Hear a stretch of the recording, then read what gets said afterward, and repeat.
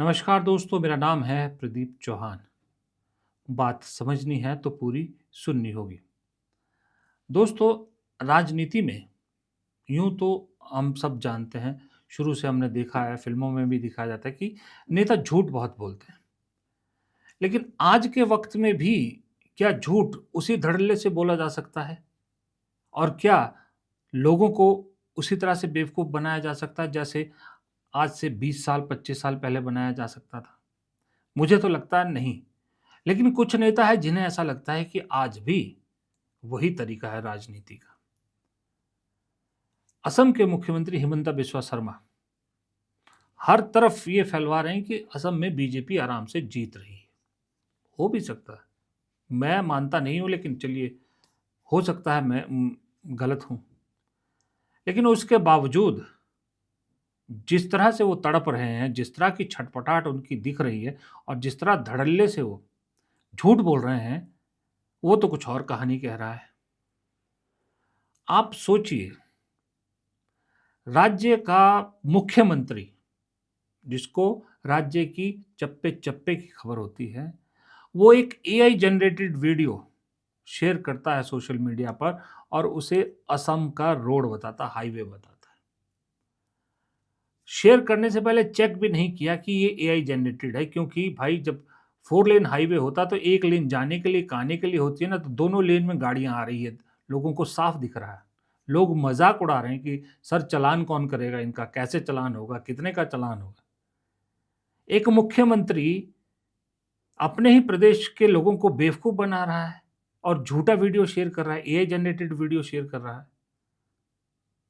इतना बेवकूफ़ समझ रहा है इस देश की जनता को, अपने प्रदेश की जनता को। यही नहीं, एक कदम आगे चलिए। देश में इस वक़्त क्या संकट है सबसे बड़ा? एलपीजी संकट हो रहा है ना। अब उस एलपीजी संकट पर ना देश के प्रधानमंत्री बोल रहे हैं, ना और मंत्री बोल रहे हैं, ना प्रवक्ता बोल रहे हैं, लेकिन हिमंता बिस्वा शर्मा है, उन्हें तो बोलना है। और जो उन्होंने बोला है एलपीजी संकट को लेकर, वो एक बार आप सुन लीजिए, फिर अगर आपने अपना माथा ना पीट लिया तो मेरा नाम बदल दीजिएगा। देखिए, जब कोविड हुए थे, लोगों ने ये बोले थे कि हमारा देश में ऑक्सीजन का क्राइसिस होगा, लेकिन प्रधानमंत्री जी ने ऐसे स्थिति को संभाला कि किसी को ऑक्सीजन का कमियां महसूस होने नहीं दिया। मेरा मानना है विश्व में संकट है, क्राइसिस है और बहुत बड़ा संकट है, लेकिन हमारा प्रधानमंत्री जी डोमेस्टिक एलपीजी का कमी नहीं होने देगा। सुन लिया आपने?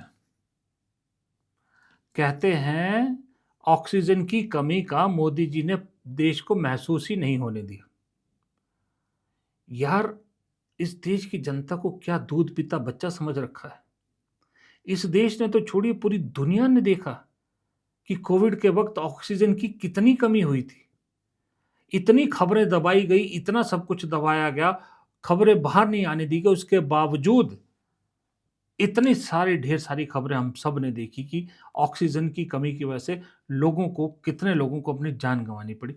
और हिमंता बिस्वा शर्मा सरेआम झूठ कह रहे हैं कि प्रधानमंत्री ने पता ही नहीं लगने दिया देश की ऑक्सीजन की कमी का। और ऐसे ही अब गैस की कमी को नहीं पता लगने देंगे।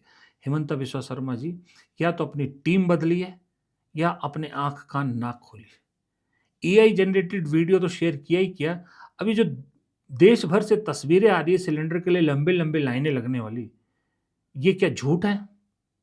और वो जो कोविड के टाइम ऑक्सीजन की कमी की वजह से इतने केसेज़ आए थे, इतने सब खबरें आ रही थी, वो क्या सब झूठ थी? या अगर आपको ये सब मालूम है, तो माशाअल्लाह है। आपने बड़ी गज़ब की हिम्मत दिखाई है कि आपने देश की जनता को इतना बेवकूफ़ समझ लिया है कि देश की जनता को कुछ पता नहीं चलेगा। आप अपनी राजनीति के लिए किस हद तक गिर सकते हैं या किस हद तक झूठ बोल सकते हैं, ये अंदाज़ा लगाना बड़ा मुश्किल है। हिमंता बिस्वा शर्मा ने कहा कहा जाता है कि असम में इंफ्रास्ट्रक्चर पे काम किया है, हो सकता है किया हो। तो आप उसका बखान करने की बजाय झूठ का सहारा क्यों ले रहे हैं? इसका मतलब आप कहीं न कहीं कमज़ोर विकेट पर खड़े हैं। एक मुसलमान नफ़रत जो आपने फैला दी है, जिसके एवज़ में आपने बड़े-बड़े दावे कर दिए और जो भारी पड़ रहे हैं, उसका ख़त्म चरम सीमा क्या है ये भी समझ में नहीं आ रही। अब बताइए एक मेडिकल कॉलेज, असम का मेडिकल कॉलेज, उसका नाम था फ़खरुद्दीन अली अहमद मेडिकल कॉलेज, उसका नाम बदलकर बारपेट मेडिकल कॉलेज कर दिया गया। क्योंकि नाम था फ़खरुद्दीन अली अहमद मेडिकल कॉलेज। मुसलमानों से नफ़रत में हिम हिमंता बिस्वा शर्मा ये भी भूल गए कि फ़खरुद्दीन अली अहमद कोई गली मोहल्ले का मुसलमान नहीं था। देश के 5वें राष्ट्रपति थे फ़खरुद्दीन अली अहमद, जिनके नाम पर ये मेडिकल कॉलेज रखा गया था। क्योंकि मुसलमान हैं, इसलिए उनका भी नाम हटा दिया गया। वो इसलिए कि हिमंता बिस्वा शर्मा जानते हैं कि जब राष्ट्रीय स्तर पर महात्मा गांधी का नाम नहीं टिकने दिया जा रहा, तो फ़खरुद्दीन अली अहमद तो वैसे ही मेरी राजनीति के दूसरे छोर हैं। लेकिन सवाल ये उठता है, झूठ के पाँव नहीं होते, हमने सुना है, कहावतें सुनी हैं। कभी-कभी मुझे ना बुजुर्गों की कहावतों पे थोड़ा-सा शक होने लगता है। झूठ के पाँव नहीं होते हैं, झूठ ज़्यादा दिन टिक नहीं पाता है। 12 साल तो हो गए झूठ को टिके हुए।